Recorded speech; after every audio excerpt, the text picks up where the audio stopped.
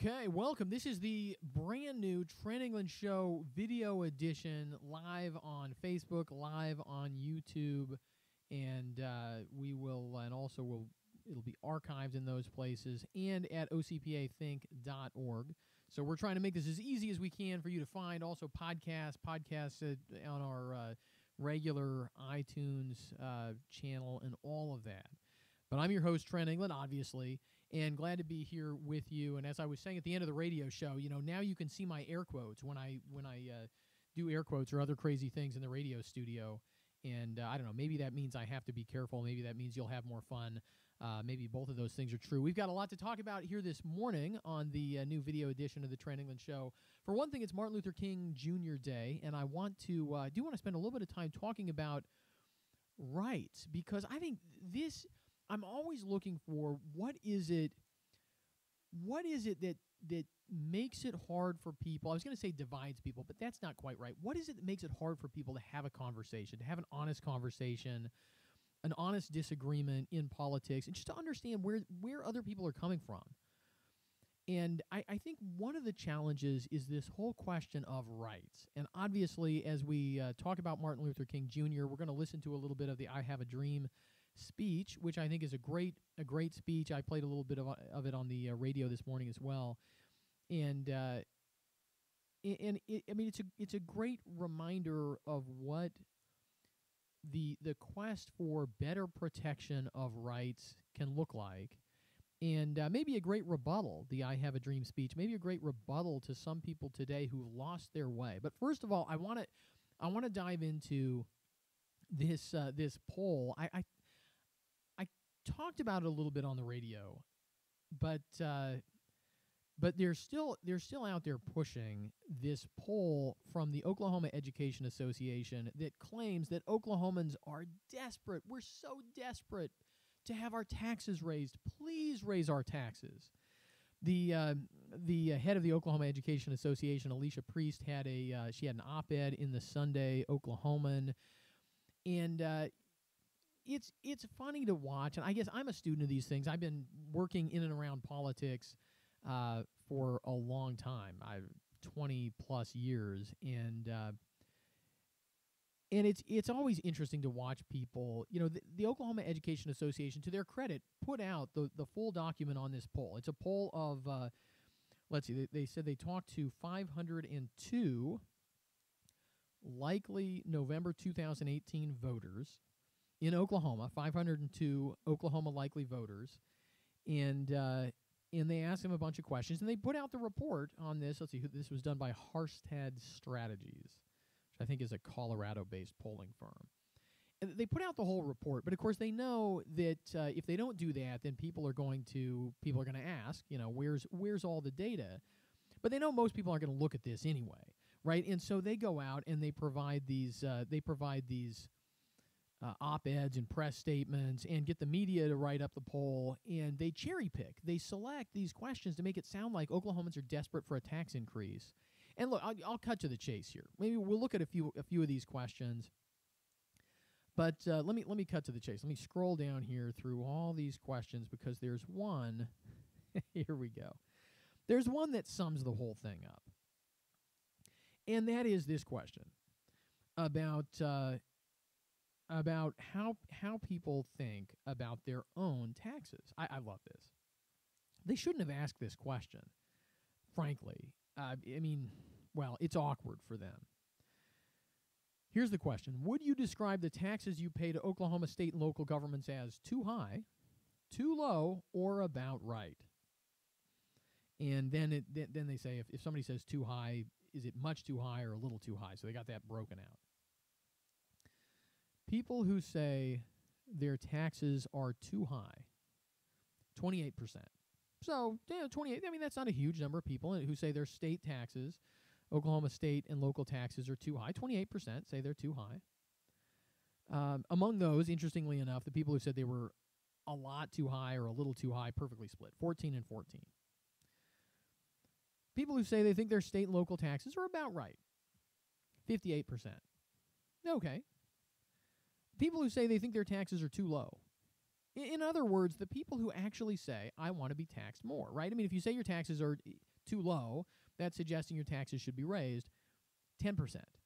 Right? So we now know. I mean, the Oklahoma Education Association, now this shows up in not a single press release, not a single op-ed. They're never going to show this to the legislature, right? I mean, this is not a piece of information that they're going to push out there other than including it in this background report that they happen to post at their website. But you heard it here, right? 1 in 10 Oklahomans want higher taxes on themselves. Now, of course, a lot of people want higher taxes on somebody else, right? I mean, that's essentially getting something for free. We want our government services paid for by higher taxes on somebody else. That's not terribly surprising. It may be a little bit depressing, but it's human nature. So we shouldn't be too depressed by human nature. That is the big, I think, the big takeaway from this poll. The other thing that I've noticed that is really interesting in the way the Oklahoma Education Association is pushing this poll is that, and this is especially true of the press release they put out around it, but it's also true of the op-ed that they had over the weekend. They are using this polling to lambaste the legislature. And there's plenty of that deserve to go around in politics all the time. And there's plenty of that deserve to go around in Oklahoma these days. But they are just merciless with the legislature. And one of the interesting things that the polling shows, and one of the interesting questions to ask, they don't share out this piece of information, is that the governor is pretty much equally as unpopular as the legislature. For some reason, the Oklahoma Education Association has decided to beat up on the legislature, but hold their fire on the governor. Of course, that's because the governor has been out there taking the position that she is in support of a tax a big tax increase. However big a tax increase it's going to take to pay a big raise to teachers across the board, right? That's been the governor's position. So it would kind of undercut the Oklahoma Education Association's position to point out that the governor and the legislature are basically equally unpopular, because the governor is taking the position the Oklahoma Education Association likes. The legislature, well, they're a legislature. They're all over the board. You've got all kinds of diversity on diverse views in the legislature, but it doesn't feed the Oklahoma Education Association narrative to point out that the politician who says everything they want politicians to say is just as unpopular as the politicians who don't. I mean, this polling, the takeaway from the Oklahoma Education Association polling is it just doesn't mean very much, right? There's nothing surprising. Don't tax me.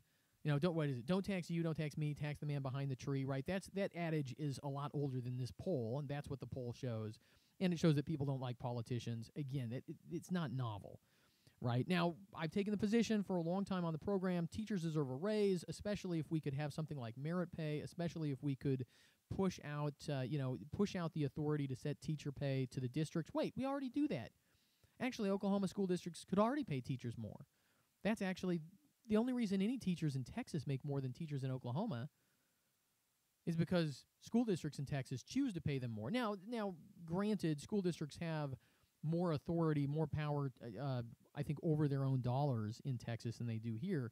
But breaking down the silos for education funding is probably at least the best first step to paying teachers more and emphasizing the local control that school districts already have. Those are the first two steps to paying teachers more in Oklahoma, not imposing some big tax increase. And the Oklahoma Education Association polling shows that actually Oklahomans get that. You want one more piece of this poll before we move on? Here's another question. Thinking about the issue of public education here in Oklahoma, which two of the following 5 values do you consider to be most important? So they read off 5 values here: fairness, investment, opportunity, personal responsibility, and accountability. They read those all off to people, and they say, pick 2. Pick your favorite 2. So obviously the percentages here are going to add up to something like 200%. Pick 2. And you know what comes in number 1? Well, here, you know what comes in number 5 out of 5? The lowest? Investment. Now, that's a funny thing to include on the list anyway, right? Investment. I mean, what is that? Is that a value? I don't know. But investment comes in 27%, right? That's the bottom of the barrel when you ask Oklahomans what they value in education. Thinking about, what do they say? The most important, thinking of the following 5 values, what do you consider to be the most important? How about fairness and opportunity? Those come in number 3 and number 4. Fairness comes in number 3. Opportunity comes in number 4. You know what comes in number 1 and number 2 on the Oklahoma Education Association poll of Oklahomans? What do Oklahomans want from our education system? Number 1, accountability. Number 2, personal responsibility. I mean, wow, right? This is not what they're not pushing this information out to anybody, are they? If you've been following all the reporting, all the news stories about the poll, all the talk about the poll, all the op-eds about the press releases, whatever, that it's interesting. That never makes it in there. The fact that only 1 in 10 Oklahomans want their own taxes raised, and the fact that what we want more than anything else, 62% of the people said accountability, right? I mean, that's almost a 2/3 majority. They want accountability more than anything else. And then second to that, personal responsibility. Investment, 27%. And this is, I pointed this out the last time there was a poll like this on education. When you really get into the details, Oklahomans are smart people. And Oklahomans understand that the first thing you do in a government agency, and in a family budget, in a business budget, the first thing you do is make sure that the dollars that are already there are being spent well. And when you ask Oklahomans that question, there are a lot of questions that come up. In the last poll, they did ask Oklahomans a question like that, and it showed that people believe, Republicans, Democrats, Independents believe we are not getting a very good return on our current investment in education. People would love to invest more, but people also say we're not getting a good return on our dollars right now. We want more accountability, more personal responsibility. Even the Oklahoma Education Association's own poll shows that. It's kind of an inconvenient truth, an awkward story for the folks out there who are desperate to raise our taxes, and there are some folks out there desperate to raise our taxes. We're going to talk about that this week on the new Trent England video program here. We'll talk more about this big tax increase proposal that is kicking around out there. But today, I want to turn to the fact that it's Martin Luther King Jr. Day, and turn to this conversation about rights. But first of all, let's watch a little bit of the I Have a Dream speech. Can we do that?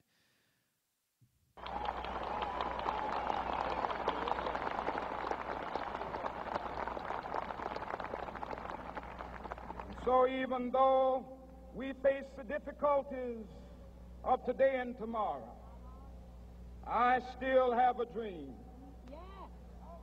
It is a dream deeply rooted in the American dream. I have a dream that one day this nation will rise up and live out the true meaning of its creed. We hold these truths to be self-evident, that all men are created equal.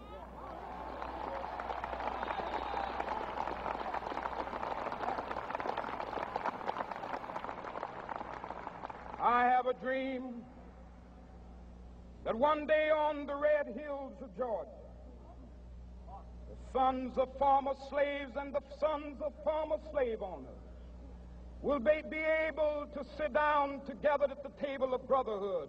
I have a dream that one day, even the state of Mississippi, a state sweltering with the heat of injustice, sweltering with the heat of oppression, will be transformed into an oasis of freedom and justice. I have a dream that my 4 little children will one day live in a nation where they will not be judged by the color of their skin, but by the content of their character. I have a dream today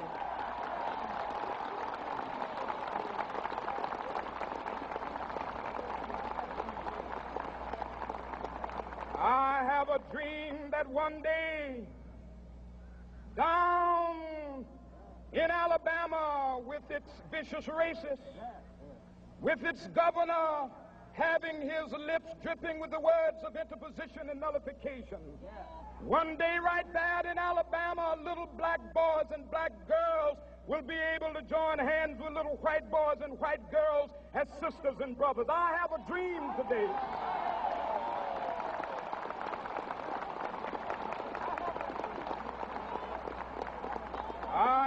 dream that one day every valley shall be exalted, and every hill and mountain shall be made low, the rough places will be made plain, and the crooked places will be made straight, and the glory of the Lord shall be revealed, and all flesh shall see it together. August 23rd, 1963, I Have a Dream speech. It is, of course, Martin Luther King Day, Martin Luther King Jr. Day, 2018, I should say. And a great speech, some great lines about rights, some things that we should hear and celebrate. I mean, the fact that I pointed this out on the radio this morning. I mean, the fact is that a part of what he said was his dream has been realized in so much of the United States of America today. The sons of former slaveholders and the sons of former slaves sitting down together, right? People looking at each other without regard to race, judging each other by the content of their character, not the color of their skin. We're certainly a lot closer to that, and in many cases, we're certainly there in the United States of America. And it's always shocking to me to watch some of the folks on the left who desperately want that not to be true, right? They desperately not want people to believe that we haven't made progress, that we've actually gone the other way, even though it's obviously not true.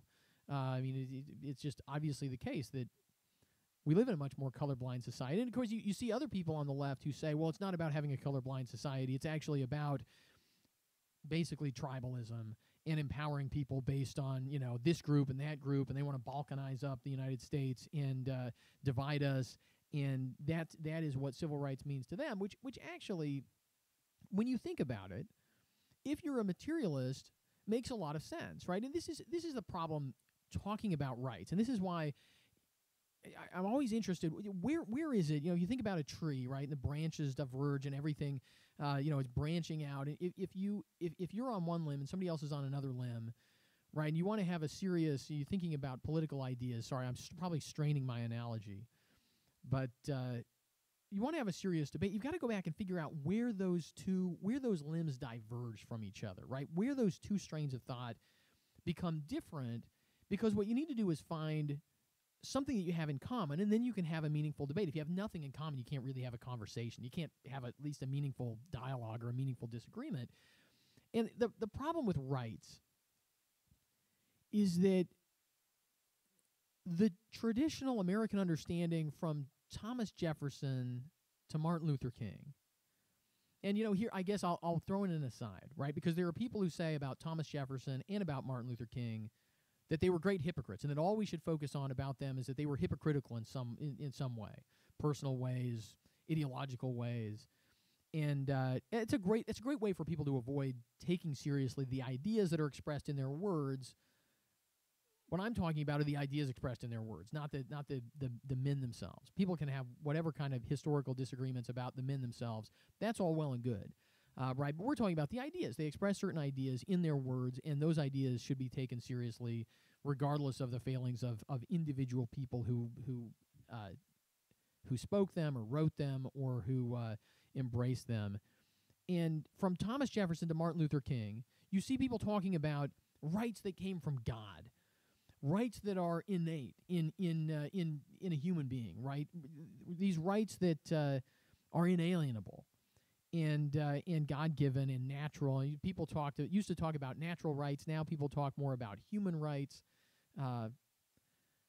But when we think about civil rights, right, we're making a leap and talking about rights that in this. Follow me here. If you're a conservative, sometimes people get really upset when I say this, but we have to confront this fact, right? Civil rights, constitutional rights, the Bill of Rights are all rights that are, in a sense, made up by human beings, right? Because they're written down on a piece of paper.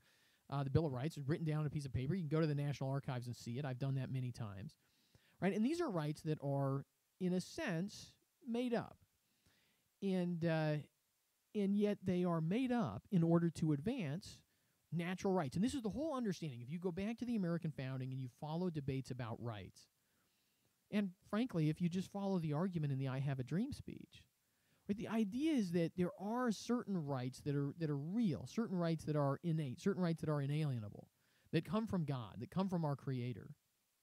And that when government goes out, we create civil rights, we write rights into our law into our constitutional laws and other laws, right, we're trying to design laws that protect the natural rights, the real rights, the human rights, and that creates a pretty good framework that we can use to judge all those civil rights protections. We can judge the First Amendment. We can judge the Second Amendment. We can judge the 13th Amendment, the 14th Amendment, the 7th Amendment, whatever civil rights protection you want to judge. You can judge it against what are the rights that people really have. The problem for so much of our country today is that when we pull out the foundation, right? When we either ignore the foundation or we chip away at it or we throw it out wholesale, then all of a sudden civil rights really becomes something that's just created by politicians. We have a generation of politicians. We have a political movement, and they decide to write something in the law, and it's just a right because it's there in the law. We lose our ability to judge what are legitimate civil rights. Right? I mean, the Second Amendment's a great example, right? The Second Amendment is based on the idea that we have a right to defend ourselves, which goes back all the way. You can find Cicero talking about the right to self-defense. You can find, as long as there's a history of people talking about ideas like that, people believe that they had a right to defend themselves. And the Second Amendment is a way that we try to take that right, that inherent right that you have that nobody can take away from you to defend yourself, and we try to put that right in law. And we can debate whether that's a good way to do that or a bad way to do that, whether it works well or it doesn't work as well, whether we should do something slightly different, right? But as soon as you pull away the idea that we have a right to self-defense, well, then it's just about political power. Does the NRA have more power? Does some other group have more power? Right? As soon as civil rights are not based on the idea that people really should be judged on the content of their character and not the color of their skin, well, then it might as well just be about group power and what group has more power and what group wants to do what to somebody else. Something people miss about the Federalist Papers is, which is one of my favorite books. I think I mentioned it on the radio this morning as well, that James Madison writes about faction. And I saw somebody talking about factions the other day, and people often miss the point that when James Madison's talking about faction, today people talk about, special interests. We have special interests in society, and they want to do this and they want to do that with government power. And that's not what Madison's talking about at all. If you go and you read what he writes in Federalist 10, such a famous Federalist paper in modern times, wasn't famous at the time, actually, because I think most people sort of understood that it was a foundational argument that people just tended to all agree with. But in the progressive era, Federalist 10 has been very popular. And he very specifically says, no, these are people who want to use government power to do something that's immoral, to do something that's wrong. And it sort of begs the question, right? Well, how can you do something in government that if the rights that we have are just creations of government, then government can take them away. Then a faction of people can come and take them away, and who am I to quibble with what people have done through democratic means, right? The whole framework of Federalist 10, the whole framework of the Constitution is based on the idea that there's actually an underlying right or wrong that's true no matter what the politicians say. So finally, to bring all this home, bring all this back to Oklahoma policy, we have this. I love the cover of the Oklahoman today. I guess we've got it up. We've got it up there. Well, here, let me switch the camera back over to me because I want people to see the whole thing. So we have this charter school story, but it's sitting on top of the story about Martin Luther King. There we go. Well, there we go. Sitting on top of the story about Martin Luther King Jr. Day, and this conversation about civil rights, and on top of that, we have this question about school choice and charter schools and local control. And I don't know if the Oklahoman did this on purpose. I would guess that they didn't do this on purpose. But it's a great, one of the things that we heard in that clip from the I Have a Dream speech is Martin Luther King referencing the local, state officials who were racist, who were defending segregation, and who were doing it with claims of local control, which flew in the face of constitutional law. The Constitution, the 14th Amendment, gives the federal government the power to enforce civil rights protections. And it's explicit in the 14th Amendment. And And so we have this great celebration on the front page of Martin Luther King Jr. Day, and right over that we have a story about how some Oklahoma officials want to use arguments about local control to prevent putting more power in the hands of individuals to make decisions about where they go to school, where their kids go to school, what kind of education they get, to allow more diversity in education and education policy in Oklahoma. It is I love the juxtaposition of those two stories in the paper, and the fact that, like we're talking about with rights, the fact that local control. Here's the important takeaway on this charter school story. Local control is a principle about how government should work. And any question of how government should work should be subordinated to questions about why government exists in the first place. And if we agree with the Declaration of Independence, if we agree with people like, I think, Martin Luther King at his best, Thomas Jefferson at his best, George Washington, James Madison at their best, right? The purpose of government is to protect individual rights. And to the extent that local government, that local control advances that principle, it's a great principle about how government should operate. But to the extent that local control interferes with individual rights, right, it's a subordinate principle. It's a second-order question. And we in Oklahoma public policy should be trying to shape our policy so that ultimately it advances individual rights. Obviously, school choice is a part of doing that, a part of advancing civil rights in Oklahoma and across the country. Thank you for joining us for the first edition of the video program of the Trent England Show. I got to figure out how to say that. How should I say that? If you have a suggestion for a really good tagline, something catchy, shoot it my way. I'm not good at that. But thank you for joining me here on the program, and we will be back tomorrow every day right after the radio program, the Trent England Show video edition here on Facebook and YouTube.